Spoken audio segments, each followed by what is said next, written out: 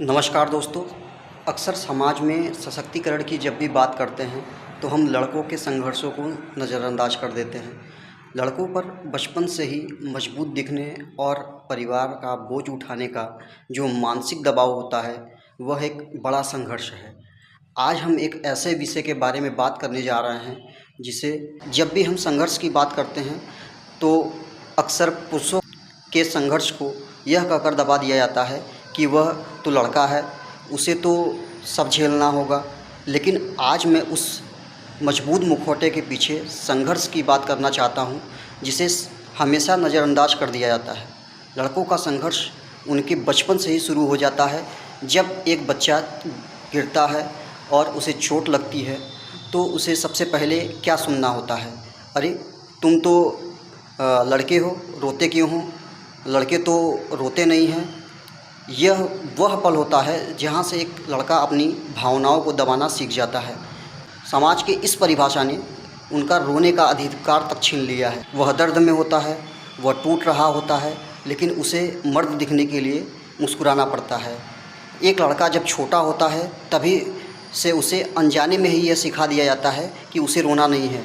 लड़के बहादुर होते हैं, लड़कियों की तरह मत रो। इन छोटी छोटी बातों से हम उसके भीतर भावनाओं को कुचल देते हैं।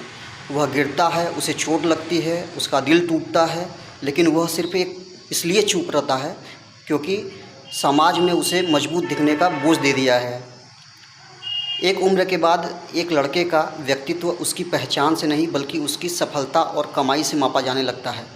उसे यह सिखाया जाता है कि वह एक एटीएम मशीन है जिसे पूरे परिवार की ज़रूरतों को पूरा करना है। चाहे उसे संगीत पसंद हो या कला पसंद हो, उस पर दबाव होता है कि वह एक ऐसा करियर चुने जिससे उसके पूरे परिवार का भरण पोषण हो सके, उससे उसका घर चल सके। उसके कंधे पर माता पिता के बुढ़ापे की लाठी बनने से लेकर बहन की शादी और छोटे भाई बहनों की शिक्षा तक का बोझ डाल दिया जाता है। समाज में यह धारणा है कि लड़का कभी भी पीड़ित नहीं हो सकता, चाहे कार्य क्षेत्र का तनाव हो या मानसिक स्वास्थ्य की समस्या।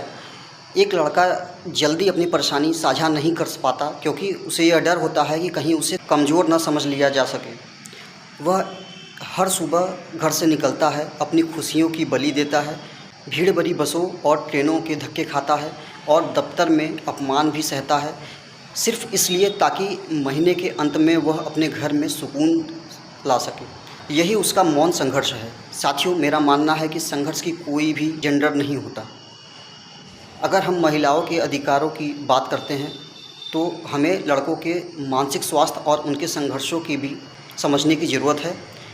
हमें एक ऐसा समाज बनाना है जहां लड़का अगर रोना चाहे तो उसे कोई कमज़ोर न कहे, जहां उसे केवल बैंक बैलेंस से न आंका जाए बल्कि उसके चरित्र और इंसानियत से पहचाना जाए। लड़का होना आसान नहीं है और इस संघर्ष में वे अकेले नहीं हैं। आइए हम सब मिलकर एक दूसरे के संघर्ष का सम्मान करें।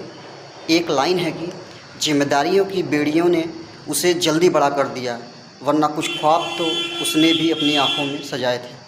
तो साथियों, अगर आपको ये वीडियो अच्छी लगे तो आप अपने दोस्तों के साथ इसे ज़रूर शेयर करें।